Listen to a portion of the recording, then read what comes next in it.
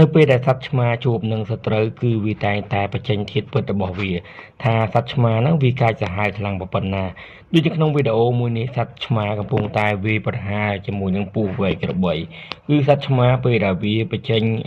កញ្ចក់របស់វាគឺវាកាចសាហាវជាងសត្វកញ្ជ្រោងទៅទៀតដោយពាក្យចាស់លោកថាកុំឲ្យឆ្មា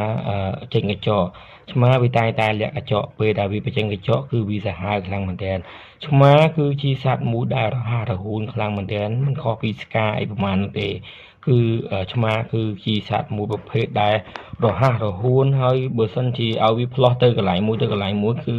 សត្វឆ្មានេះគឺបកកែខ្លាំងមែនទែនហើយពេលដែលឆ្មាវាប្រហារគឺកញ្ចក់របស់វាចាប់ដើមចេញមកមិនថាពស់មិនថាអីទេគឺពេលដែលវាចង់វាប្រហារគឺកាចសាហាវខ្លាំងមែនទែនដូច្នេះហើយនៅក្នុងវីដេអូមួយនេះគឺសត្វឆ្មាហ្នឹងគឺជាឆ្មាដែលមានអណ្ដាតពំព្រៀងប៉ុន្តែនៅក្នុងសាច់ជាតិរបស់វាហ្នឹងគឺវាខ្លាំងមែនទែនគឺវា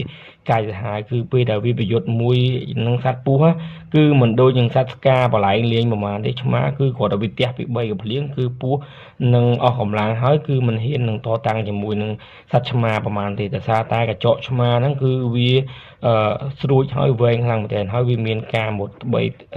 តែកញ្ចក់ឆ្មាវាមិនមានពឹសមែនមិនពិតមែនប៉ុន្តែសត្វឆ្មាគឺវាមានកម្លាំងខ្លាំងនៅក្នុងការ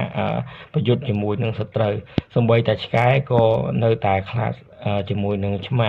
ចោះទម្រាំពស់គឺវាមិនអាចនឹងតតាំងជាមួយនឹងឆ្មាបានទេវាមិនមែនជាដៃគូប្រយុទ្ធដ៏